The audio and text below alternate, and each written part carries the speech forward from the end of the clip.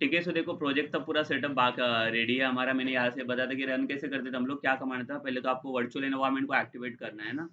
तो without virtual environment activation आपको कोई भी प्रोजेक्ट को रन करना नहीं है। क्यों? बिकॉज़ जेंगो का जो इंस्टॉलेशन है वो किसके अंदर है, आपका वर्चुअल एनवायरनमेंट के अंदर है। तो जब तक वो एक्टिवेट नहीं होगा तब तक आप उसे रन नहीं कर सकते हैं। ठीक है, सो एक्टिवेट करने के लिए कमांड वर्चुअल एनवायरनमेंट नेम, जो मेरा वीएनवी है, बैकस्लैश स्क्रिप्ट्स फ़ोल्डर, और इसको क्या करना है हमें, एक्टिवेट करना है। हो गया एक्टिवेट ये। एक्टिवेट होने के बाद रन करने के लिए मैंने क्या बोला था command, Python manage.py run server ना। ठीक है, अगर इसके आगे अगर आप पोर्ट नंबर डालोगे तो वो पोर्ट पे रन हो जाएगा। अदरवाइज क्या होगा, बाय डिफॉल्ट कौन सा पोर्ट ले लेगा, 8000। ठीक है, वो डिफॉल्ट पोर्ट है ना। ठीक है, सब कोई इधर से ये चला गया ना, तो सेटिंग में ये एरर आ रहा है आपको।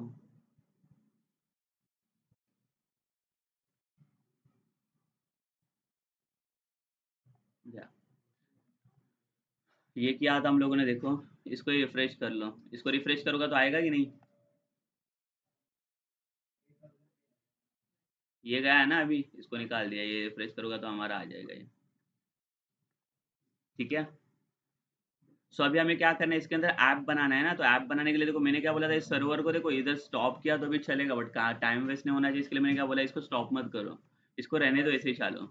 यहाँ पे प्लस वाला साइन दिख रहा है, यहाँ पे पावर सेल बना दो, और एक जो कुछ भी कमांड फायर करने वो यहाँ पे कर लो, उसके अंदर इसके अंदर कुछ मत करो। ठीक है, नहीं तो बार बार कभी कभी भूल भी जाते हैं हम लोग सर्वर को स्टार्ट करने के लिए। इसके तो कुछ प्रॉब्लम नहीं होगा, इसको स्टार्ट ही रहने दो।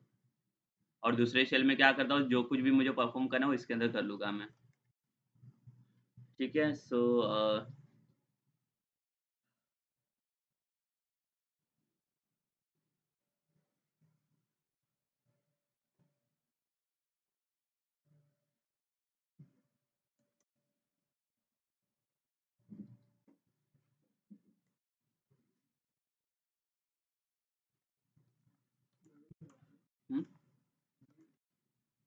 आप लोग डिलीट मत करो ऐप को, जो लास्ट टाइम बनाया हुआ है किसी ने। ठीक है, क्या कमांड था एप्लीकेशन बनाने के लिए, पाइथन manage.py स्टार्ट ऐप ना, और एप्लीकेशन नेम कोई भी एप्लीकेशन का नाम आप दे सकते हो, जैसे माई ऐप करके दे दिया। ठीक है, डायरेक्टरी में कौन से आ गया मैं, अरे यार।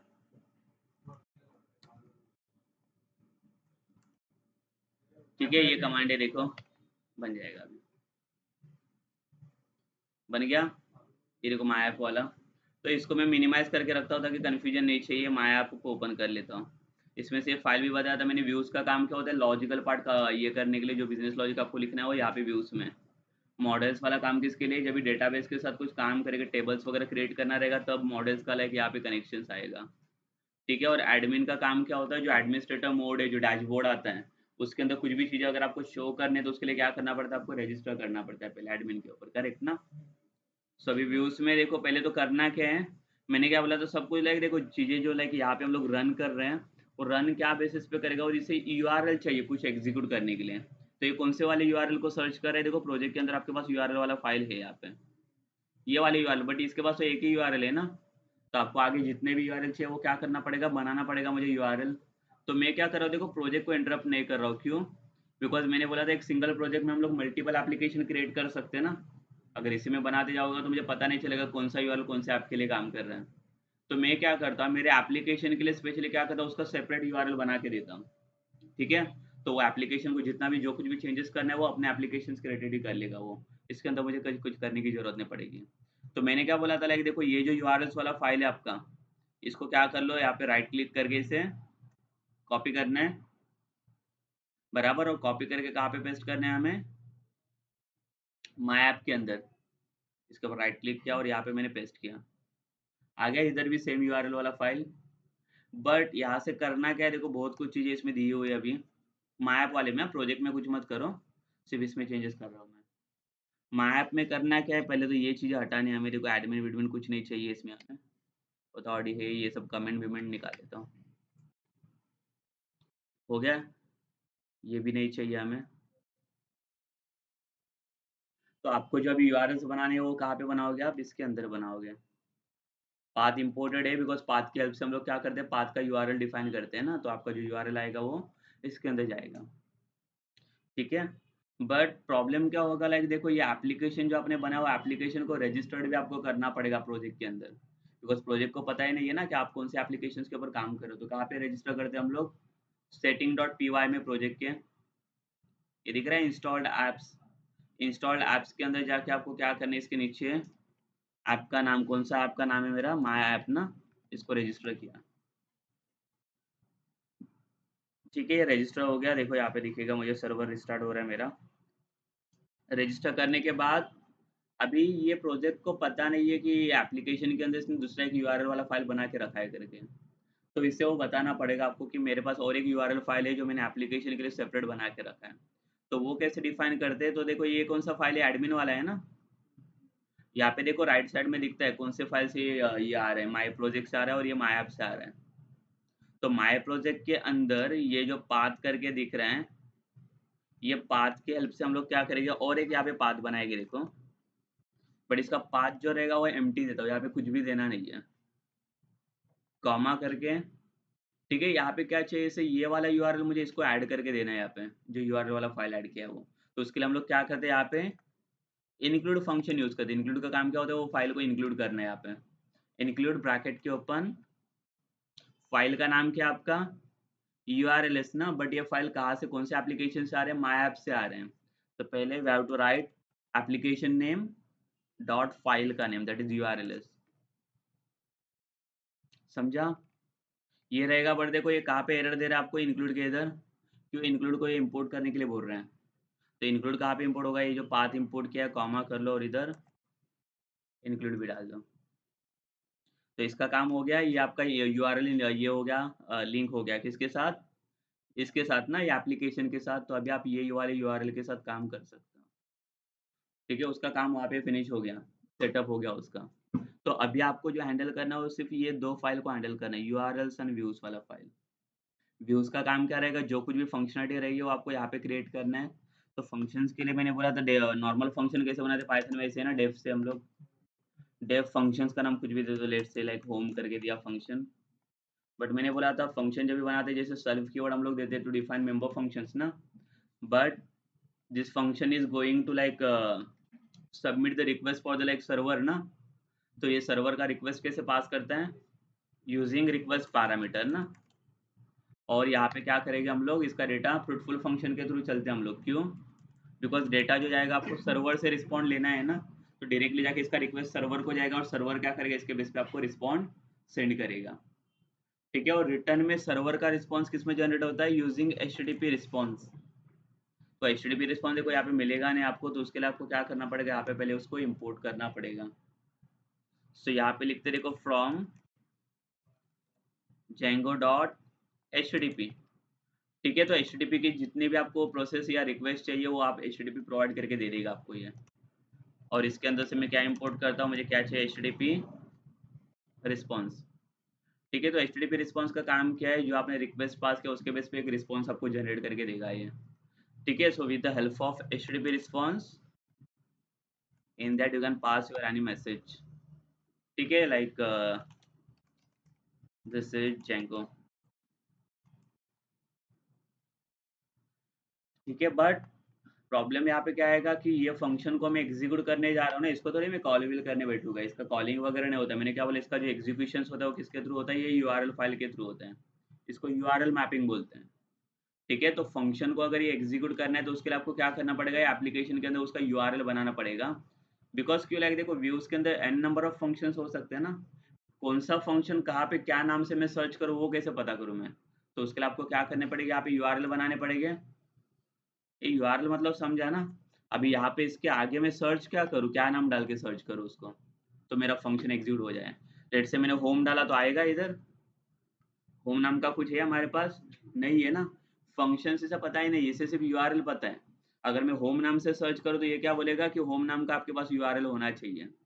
बट अगर नीचे आप देखोगे लिस्ट, तो देखो इसमें सिर्फ एक ही यूआरएल दिख रहा है, कौन सा, एडमिन। बिकॉज़ एडमिन से कनेक्ट किया है ना हम लोगों ने। तो अब भाई हमारे पास कोई भी यूआरएल नहीं है तो मुझे क्या करना पड़ेगा, बनाना पड़ेगा ना यूआरएल। तो ये होते हैं यूआरएल आपका स्लैश डाल के जो डालते हैं हम लोग। तो यहाँ पे यूआरएल में आता हूँ, क्या डिफाइन करता हूँ यहाँ पे पाथ ना। पाथ में मैंने बोला था first parameter you have to pass for URL name, कि क्या नाम से आप सर्च करोगे। तो स्लैश भी कुछ डालने मत बैठो यहाँ पे, डायरेक्टली आपको जो नाम देना है, जैसे कि मुझे होम नाम का यूआरएल बनाना है। नॉट नेसेसरी कि लाइक आपने होम नाम का फंक्शन बनाया तो होम नाम का यूआरएल आपको बनाना है। आप कोई भी नाम का यूआरएल बना दो, इससे कुछ फर्क पड़ने वाला है नहीं। मैंने फर्स्ट करके नाम दिया, ठीक है चलेगा, कोई भी चलेगा, सिर्फ रेफरेंस वाइज नाम दे दो प्रॉपर, तो आपको समझेगा ना। इनकेस आगे आप ओपन करोगे तो समझ में तो आना चाहिए वो किसके लिए काम कर रहा है, ठीक है। नहीं तो किसको किसको आदत रहती है ना, वो अपना भी नाम डालते हैं यहाँ पे यूआरएल में, तो समझेगा वो किधर क्या हो रहा है, वो समझेगा ही नहीं ना आपको। अगर इनके फ्यूचर में आपने ओपन किया प्रोजेक्ट तो कुछ नहीं समझेगा आपको ये। तो होम ही देता हूँ मैं, ताकि समझ में आना चाहिए कि होम वाला फंक्शन ही रेंडर कर रहा है यहाँ पे। कॉमा, ये यूआरएल हो गया आपका। Second parameter will be your function. जो फंक्शन को आप एग्जीक्यूट करने जा रहे हो, फंक्शन कहाँ से आ रहे हैं, कौन से फाइल से आ रहे हैं, वो आपको बताना पड़ेगा यहाँ पे। कौन से फाइल से ले रहा हूँ मैं, ये व्यूज वाले फाइल से ना। तो यहाँ पे आपको लिखना पड़ेगा व्यूज डॉट, क्या फंक्शन था उसके अंदर बनाया हुआ मैंने, होम ना। ये फंक्शन हम लोगों ने बनाया था उसके अंदर। अभी देखो ये वाला फंक्शन मैं इधर से ले रहा हूँ, ठीक है। बट ये किसके अंदर है, व्यूज के अंदर है ना, तो इसके लिए इसको लिखा मैंने व्यूज डॉट होम।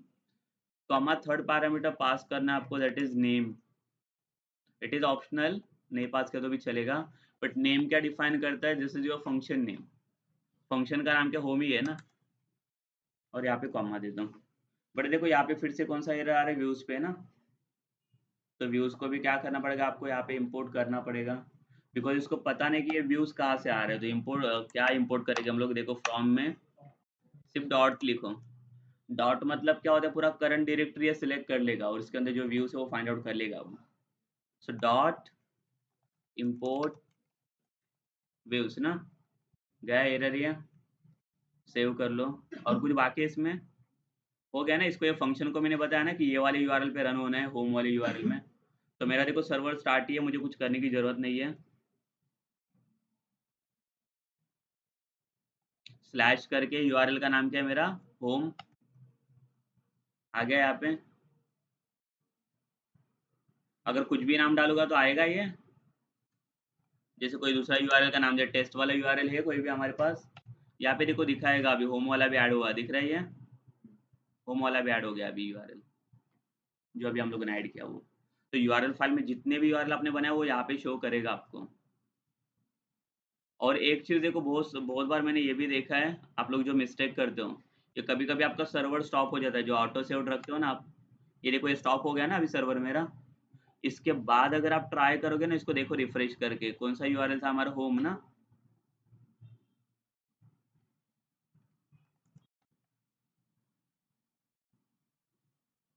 ऐसे कुछ आएगा, तो समझ जाओ कि प्रोग्राम में आपके पास कुछ एरर नहीं है। ये साइट कान भी रीच, इसका मतलब क्या होता है कि आपका सर्वर स्टार्ट नहीं हुआ, तो पहले सर्वर को जाके स्टार्ट करो। देखो आपका सर्वर स्टॉप तो नहीं हुआ है ना। अगर सर्वर स्टॉप होता है तो उसको स्टॉप करके स्टार्ट कर लो, स्टॉप करना आता है ना सर्वर को। बट बार बार स्टॉप नहीं करना है, टाइम वेस्ट मत करो, वो ऑटो रिस्टार्ट पे चला जाता है, ठीक है। सिर्फ अगर सर्वर आपका लाइक अभी मैंने स्टार्ट किया, ऐसे स्टार्ट करेंगे, ये स्टार्ट हो गया ना सर्वर। जब तक आप ये प्रोसेस जाने रहा है, देखो सर्वर पे आप दिखा रहे हैं ना स्टार्टिंग डेवलपमेंट, इसका मतलब आपका सर्वर स्टार्ट है। इसको स्टॉप करना है तो क्लिक करो और कंट्रोल सी कर लो, तो ये स्टॉप हो जाएगा। बट स्टॉप स्टार्ट मत करो, तो उसमें नहीं तो टाइम चला जाएगा पूरा आपका। इसको स्टार्ट ही रखो, उसको कुछ हाथ मत लगाओ, ठीक है, ताकि कुछ प्रॉब्लम ना आना चाहिए। तो बार बार ये स्टार्ट करने के लिए बोल देगा आपको। अभी देखो इसको रिफ्रेश करके, समझा। तो ये भी एरर्स आते हैं, तो ये एरर्स को आपको चेक करना है कि क्या टाइप के एरर्स आ रहे हैं यहाँ पे। तो ये भी लिख के रखो, एरर्स को भी लिख के रखो सब लोग, क्या क्या टाइप के एरर्स आते हैं, तो आपको पता भी चलेगा कैसे सॉल्व करने हैं। ये मेरा व्यूज वाला फाइल है ना। अगर सपोज करो यहाँ पे मैंने कोई फंक्शन बना दिया, और एक डेफ लेट्स से अबाउट वाला फंक्शन बना दिया, सेम ना रिक्वेस्ट पैरामीटर। और यहाँ पे रिटर्न में मैंने क्या करके रखा है, एचटीटीपी रिस्पांस मैंने रिटर्न करके रखा है अबाउट पेज करके। इसका मैंने यूआरएल बनाया, तो इसमें कुछ एरर आएगा अगर मैं सर्वर को रन करने जाऊंगा तो। आएगा एरर?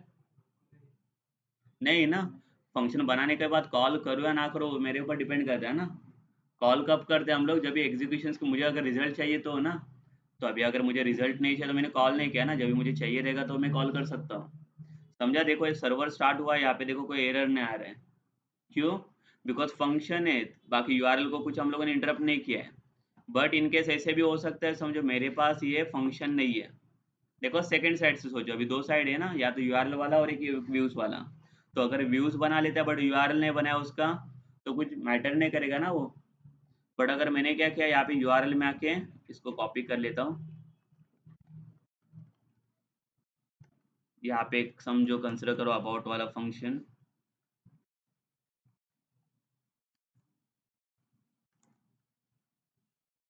और इसका यूआरएल बना दिया, तो क्या होगा बताओ?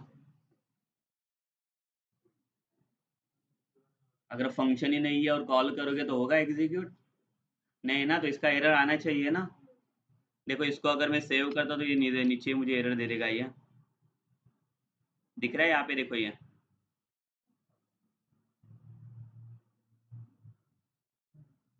ये भी एरर लिख के रखो, उसमें नोट डाउन कर लो।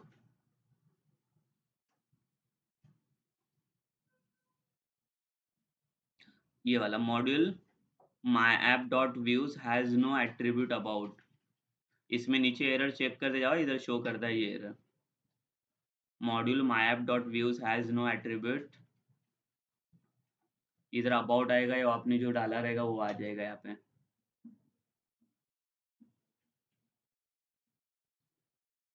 ठीक है, सर्वर एक बार नीचे देखने का यहाँ पे, पहले कभी भी सेव करके डायरेक्ट वहाँ पे चेक करने के लिए नहीं जाने का। यहाँ पे देखने का पहले सर्वर आपका प्रॉपर काम कर रहा है कि नहीं, तभी जाके आप वहाँ पे चेक कर सकते हो। समझा? तो इसका सॉल्यूशन क्या है फिर?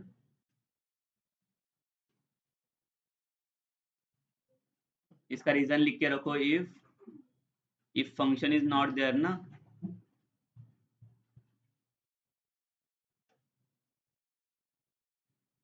If function is not there,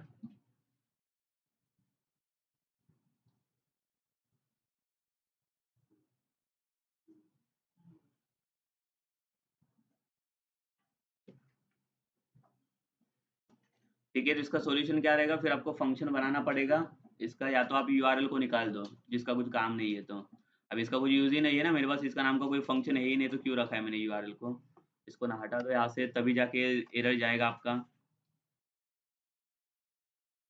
गया? देखो अभी सिस्टम प्रॉपर वर्क कर रही है। ठीक है, तो एक एक चीज आपको चेक करना है यहाँ पे। देखो ये सर्वर जब तक स्टार्ट नहीं हो रहा है ना यहाँ पे, तब तक यहाँ पे आना नहीं है। नहीं तो आप फिर से इधर कुछ कुछ भी करो, इधर कुछ काम करने वाला है नहीं वो, जब तक ये आपको रिस्पॉन्ड नहीं कर रहा है तब तक। क्लियर? तो आप इसमें देखो, लाइक आपको मैंने क्या बोला, अभी दोनों के ऊपर आपको ज्यादा फोकस करना है, व्यूज और यूआरएल। व्यूज में फंक्शन बनाओ और यूआरएल में जाके सिर्फ यूआरएल मैपिंग कर लो कि कौन से यूआरएल पे आपको उसको शो करना है ना। तो जितने चाहिए उतने, अभी इसमें कुछ लिमिट नहीं है, आपको जितने चाहिए उतने लाइक फंक्शन आप सेट कर सकते हो। इसी को लिया देखो फंक्शन को। और एक चीज देखो यहाँ पे, अगर मैंने समझो यहाँ पे कौन सा बना दिया, फंक्शन का नाम सेम नहीं होना चाहिए। एक चीज ध्यान में रखो, एक होम वाला है, कोई भी नाम दो, नाम से कुछ मतलब नहीं है, बट फंक्शन का नाम सेम नहीं होना चाहिए। और यहाँ पे मैं मैसेज रखता हूँ, दिस इज अबाउट पेज। ठीक है, तो इसको भी यूआरएल बना के देता हूँ मैं यहाँ पे। सेम यूआरएल चलेगा दोनों के लिए? अगर सपोज करो मैंने देखो फंक्शन का नाम चेंज किया यहाँ पे अबाउट, और या कौन सी फाइल आ रही है हमारे, अबाउट फाइल आ रहे हैं ना वहां से, बट मैंने यूआरएल चेंज नहीं किया। कहाँ पे रेंडर हो रहा है? सेम ना, होम के ऊपर ही रेंडर हो रहा है वो। और पहला वाला भी यूआरएल किधर है? होम वाले के ऊपर ही है। तो क्या होगा अभी बताओ मुझे? एरर आएगा? कुछ तो ओवरराइड होना चाहिए ना। देखो अगर मैं इसको होम को रिफ्रेश करता हूँ, क्या ले रहा है ये? आप बोलोगे अरे ये तो आ ही नहीं रहा है, ये मैंने बना दिया, बट आपको चेक करना है क्या करे, पहला वाला यूआरएल ले रहा है आपका, सेकंड वाला नहीं ले रहा है। क्यों? बिकॉज सेम हो गया आपका यूआरएल। तो आपको क्या करना पड़ेगा, इसको चेंज करना पड़ेगा। अबाउट दिया इसको, देखो मैंने। तो अभी क्या नाम से इसको सर्च करना पड़ेगा मुझे ऊपर? होम को निकाल दो और यहाँ पे मैं क्या डालूंगा, तो अबाउट वाला दिखेगा मुझे। ठीक है, बार बार समझो आपका कोई यूजर आ रहा है, पता है जैसे मैंने वेबसाइट बनाया, वेबसाइट बनाने के बाद यूजर को थोड़ी पता है कि इधर होम डालो कि अबाउट डालो, पता है यूजर को।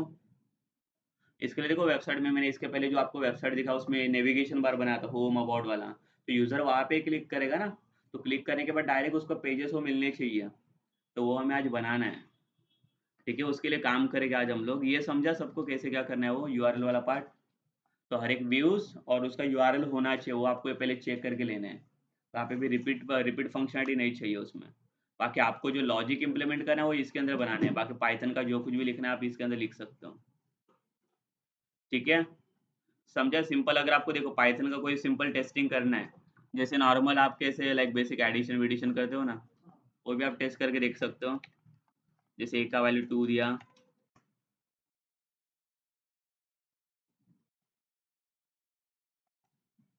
और एडिशन किया, C is equals to A plus, और सी का वैल्यू प्रिंट करना है तो किधर डालोगे आप, इधर एचटीटीपी रिस्पॉन्स में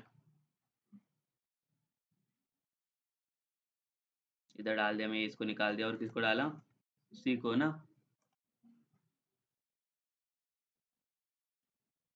हो गया सर्वर रिस्टार्ट, यहाँ पे आके रिफ्रेश किया। अरे बेसिक फंक्शनलिटी वर्क करेगा पूरा पाइथन का। ठीक है, बट पूरा एचटीटीपी रिस्पॉन्स के लिए हम लोग काम नहीं करेंगे, सिर्फ टेस्टिंग के लिए था हमारा। हमें मैंने एचटीएमएल फाइल के साथ काम करना है। ठीक है, पहले यहाँ तक ये कंप्लीट करके ले लो, बाद में आगे का दिखा देता हूँ। मैं पे आ जाओ।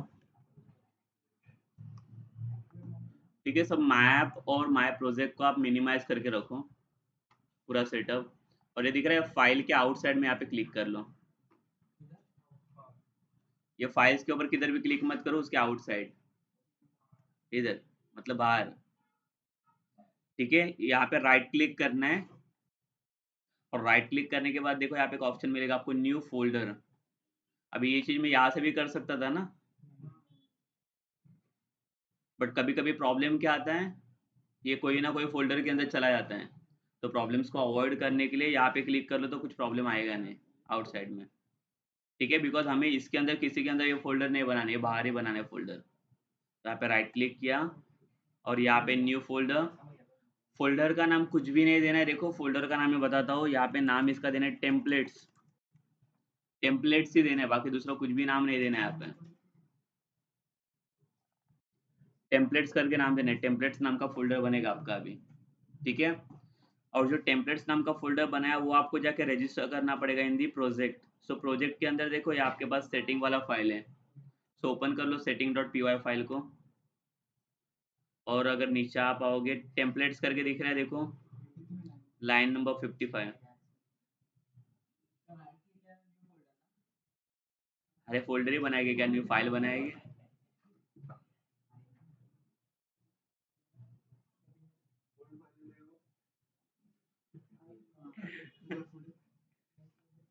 क्या यार, अरे फोल्डर ही बनाने बैठ जाओगे।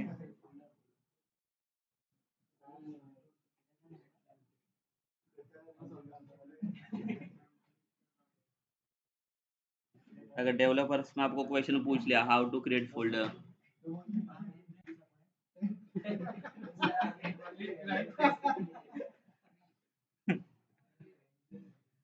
ठीक है।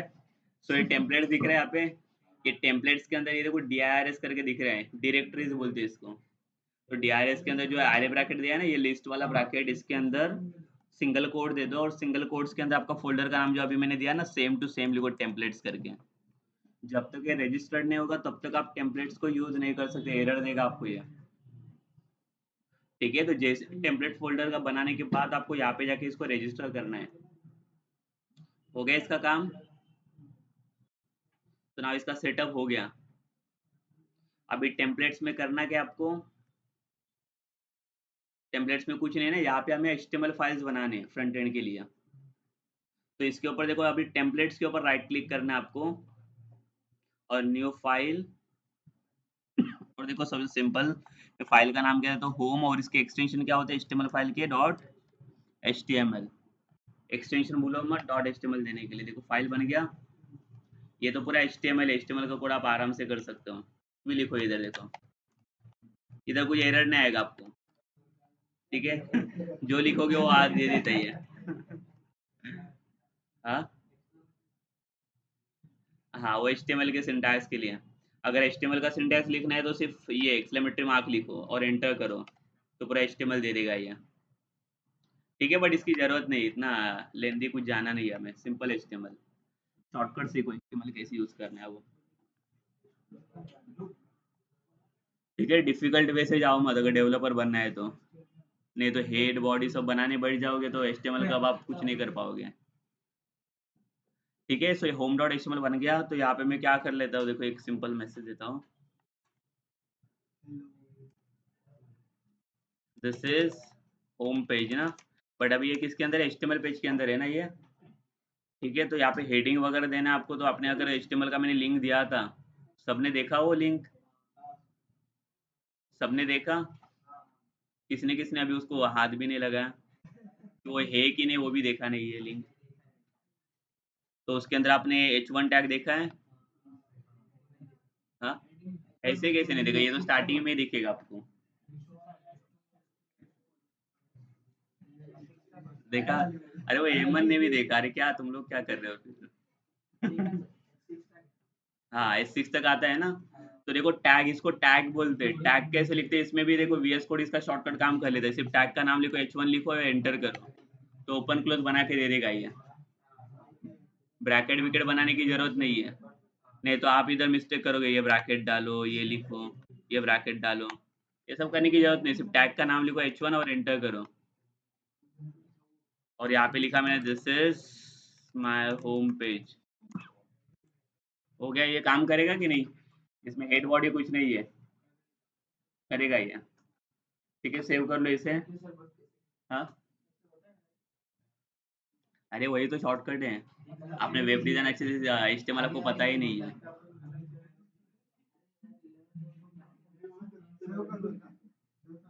ठीक है, वेब डिजाइन सीखने, हाँ, सेव करना ही पड़ेगा, विदाउट सेव कैसे बन गया। हाँ, डॉक टाइप डॉक्टर वगैरह कुछ नहीं बनाने का इसमें। हाँ, वो HTML फाइल का वर्जन डिफाइन करने का, उसका कुछ यूज नहीं होता। ये कैसे होता है पता है, मोस्टली आपका मेन जो वेब पेज हो रहता है ना HTML का, वो आपका बॉडी टैग के ऊपर डिफाइन करता है। बॉडी के अंदर जितना भी आप कंटेंट लिखोगे ना, उसका पूरा कंटेंट आपको यहाँ पे दिखता है। देखो शॉर्ट में आपको मैं इसको इंट्रोड्यूस करवा देता हूँ HTML को। यहाँ पे देखो मेन दो टैग आते हैं, एक हेड करके आता है। ठीक है, मेन HTML आता है, मेन HTML इसको पैरेंट टैग बोलते हैं। HTML को एंटर करता हूँ, देखो ओपन क्लोज बन गया। इसके अंदर आता हूँ। ठीक है, लिखो मत, सिर्फ देखो, इसको मैं बताता हूँ कि क्या होता है इसका यूज। HTML पैरेंट टैग बोलते हैं। HTML के अंदर दो मेंबर आते हैं इसके, जिसके थ्रू ये वेब पेज बनाने के लिए काम करता है। तो फर्स्ट मेंबर होता है इसका हेड। एंटर करता हूँ, देखो इसका भी ओपन क्लोज। तो हर एक टैग के लिए एक लिमिट होता है कि कहाँ तक वो काम करेगा। तो क्लोज करने के लिए क्या यूज करता है, ये स्लैश फॉरवर्ड स्लैश दिख रहा है सबको, हर एक का HTML का भी दिख रहा है देखो। तो यहाँ पे हेड वाला पार्ट आएगा, और हेड के नीचे आता हो तो दूसरा एक सेक्शन होता है उसका बॉडी। एंटर करूंगा तो देखो बॉडी वाला सेक्शन ओपन हो गया। ये हेड वाला सेक्शन इसके लिए होता है कि आपका अभी ये वाला वेब पेज है ना, यहाँ पे ये वेब पेज है ना, तो ये वेब पेज में ये दिख रहा है आपको छोटा सा लेआउट, ये हेड सेक्शन के लिए होता है, जिसमें आप टाइटल वगैरह बना सकते हो। बाकी बॉडी में आप कुछ भी बनाओगे, ये सारी चीज आपको इधर दिखेगी पूरे पेज पे। तो अभी हमारे लिए एज ए डेवलपर हमारे लिए कौन सा इंपॉर्टेंट सेक्शन होता है, ये वाला कि हेड वाला सेक्शन देखने बैठेंगे हम लोग? बॉडी ना मेन आपका यहाँ पे है ना, जो इंटरेक्टिव लाइक पार्ट हो सकता है। ठीक है, तो आपको मेन फोकस बॉडी के अंदर करना रहता है यहाँ पे। सो जैसे मैंने वहाँ पे डाला था H1 करके, कुछ भी लिख सकते हो यहाँ पे, हेलो, या जैसे होम पेज डाला था मैंने दिस इज।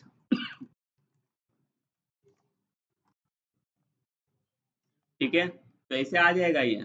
पर अगर इसको निकाल भी दूंगा मैं, अगर ऐसे भी डायरेक्ट लिखता हूँ तो भी आ जाएगा ये, बिकॉज बाय डिफॉल्ट जो आपका वेब पेज होता है वो बॉडी सेक्शन ले लेता है।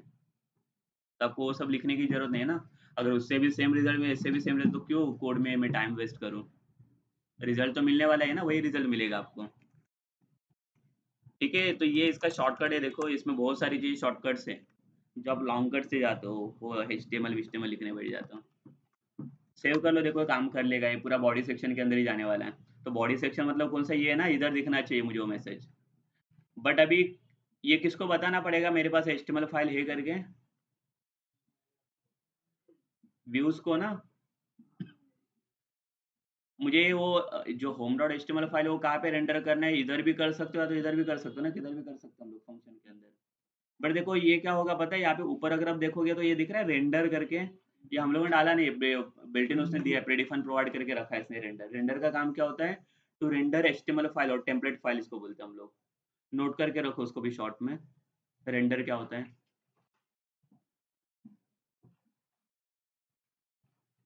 Render, it render template file और HTML file, it render template file और एचटीएमएल फाइल। ठीक है, तो उसको टेम्पलेट फाइल ही बोलेंगे हम लोग, बिकॉज उसको प्योर एचटीएमएल नहीं बोलते हम लोग। ठीक है, सो इसकी हेल्प से आप कोई भी पेज को रेंडर कर सकते हो। तो यहाँ पे देखो ये दिख रहा है, और इसको भी डिफाइन करके रखो, एचटीटीपी रिस्पॉन्स को।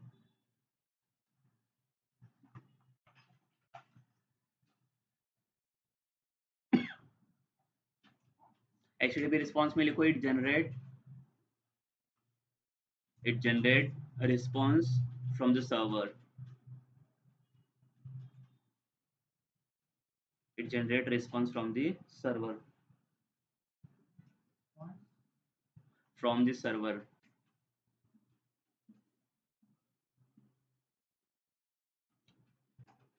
ठीक है, तो हमें सिंपल रिस्पॉन्स नहीं चाहिए ना, हमें क्या चाहिए, पेज को रेंडर करना है यहाँ पे। तो आपको क्या करना पड़ेगा, एक तो सिर्फ रिटर्न को रहने दो और इसको हटा देता हूँ मैं। ये नहीं चाहिए ना मुझे, रिस्पॉन्स नहीं चाहिए मुझे, क्या करना है, मेरा पेज ही रेंडर करना है सिंपल। तो जो कुछ भी करना है पेज के अंदर कर लूँगा। तो यहाँ पे एचटीटीपी रिस्पॉन्स की जगह पे क्या लिखूंगा मैं, रेंडर ना। रेंडर के अंदर there are two parameters, first parameter is the request, server को रिक्वेस्ट करना पड़ेगा ना कि मेरा पेज रिक्वेस्ट ये कर रहा हूँ, रेंडर करने जा रहा हूँ। So first parameter will be the request comma, and second parameter will be your template file name, जो फाइल आपको रेंडर करना है। तो सिंगल कोड में दे देता हूँ, डबल कोड में आपको जहाँ पे लिखना है जिसमें लिखो। फाइल का नाम कौन सा रेंडर करना है मुझे, home dot H T M L, यही फाइल रेंडर करना है ना। तो इसको टेम्पलेट विम्पलेट लिखने की जरूरत नहीं, उसको पता चलेगा कि टेम्पलेट फोल्डर के अंदर ही है। समझा ये रेंडर वाला पार्ट। और कुछ चेंजेस करने की जरूरत है, इसका यूआरएल तो है ना, कुछ करने की जरूरत नहीं है, इसने बता के रखा है। यहाँ पे देखो, इसको सेव कर लेता हूँ फाइल को, और अभी ये पेज को मैं रिफ्रेश करके देख लेता हूँ। कौन सा, होम ना, यूआरएल है आपका, आ गया, this is my home page. ये एचटीएमएल फाइल है, आपको कुछ भी डिज़ाइन वगैरह बनाना है आप डिज़ाइन बना सकते हो। कलर वगैरह देना है तो पता है ना, कलर कैसे देते हैं, बैकग्राउंड कलर करके एट्रीब्यूट आता है, वो किसके अंदर रहता है, बॉडी के अंदर। तो उसके लिए क्या करने का, देखो जितना चाहिए ना उतना ही बनाने का कंटेंट, बाकी दूसरा कुछ बनाने नहीं बैठने का। सो सिर्फ मैं इसको बॉडी देके रखता हूँ। ये क्लोज भी नहीं किया तो भी चलेगा, इसको ओपन ही रख दो। ठीक है, नहीं फर्क पड़ेगा इससे कुछ। वो उसके लिए हेड डालना पड़ेगा, वो बता दूंगा मैं। बॉडी के अंदर देखो, अगर बैकग्राउंड कलर देना है आपको, बीजी कलर,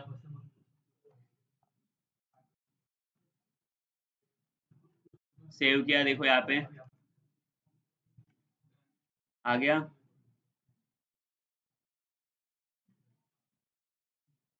अगर सी एस एस सीखा है आपने तो सी एस एस भी कर सकते हो आप इसमें। Inline C S S, inline C S ऐसे करते हैं ना।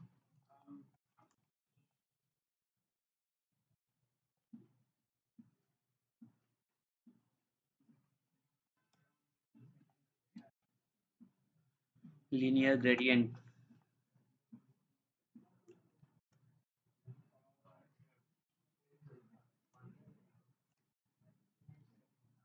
To bottom.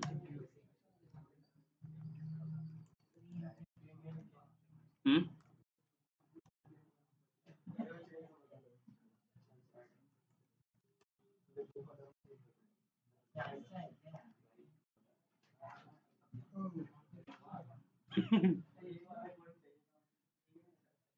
इसमें बनाया था ना हम लोग ने अभी इसमें। मिक्स कलर है, वो सी एस एस वाला है। अच्छा दिख रही है कि नहीं। हाँ, इसके लिए C S S B S S आ गया, तो एच टी एम एल बहुत इंटरेस्टिंग पार्ट है, बोरिंग पार्ट नहीं है, मजा आता है इसमें करने के लिए। ठीक है, इतना सब मत डालो अभी। ठीक है, कुछ करना रहेगा तो कर सकते हैं, अभी फिलहाल के लिए ये हमारे लिए इम्पोर्टेंट नहीं है, बाद में देख लेंगे उसको।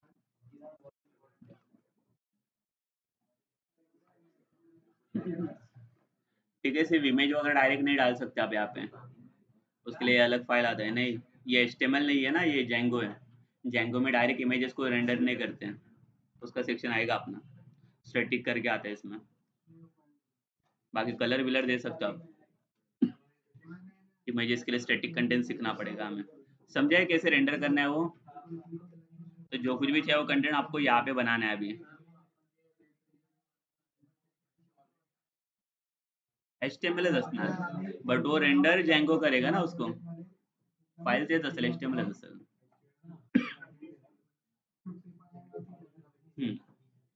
कॉम्बिनेशन यायचं आहे, बाकी त्याचं अजून।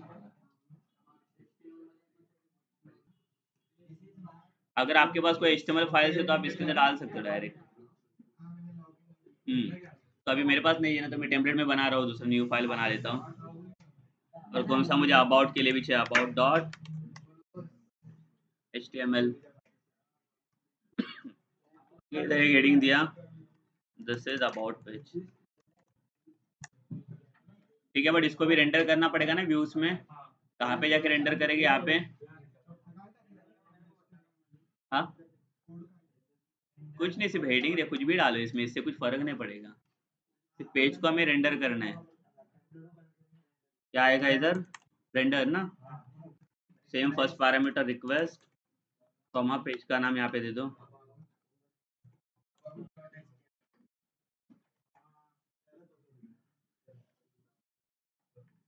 ठीक है, तो उसके लिए कौन सा आपको URL ओपन करना पड़ेगा? अबाउट वाला ना,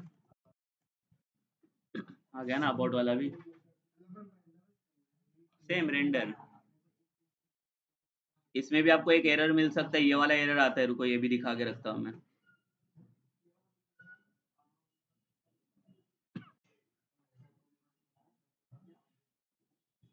अगर देखो ये टेम्पलेट फोल्डर आपने रजिस्टर नहीं किया रहेगा ना, ये देखो रे, यहाँ पे ध्यान दो। समझा, आपने टेम्पलेट फोल्डर बनाया, बट यहाँ पे अगर आपने डायरेक्टरीज के अंदर इसको रजिस्टर नहीं किया, कभी अगर इनके भूल गए आप, सेव करके देखो आप कितना भी कोड, अब इसमें कुछ रॉन्ग तो नहीं है ना कोड में मेरे? मैंने बना रखा है सब, देखो इसको रिफ्रेश करके, ये भी एरर लिख के रखो, टेम्पलेट डजंट एग्जिस्ट।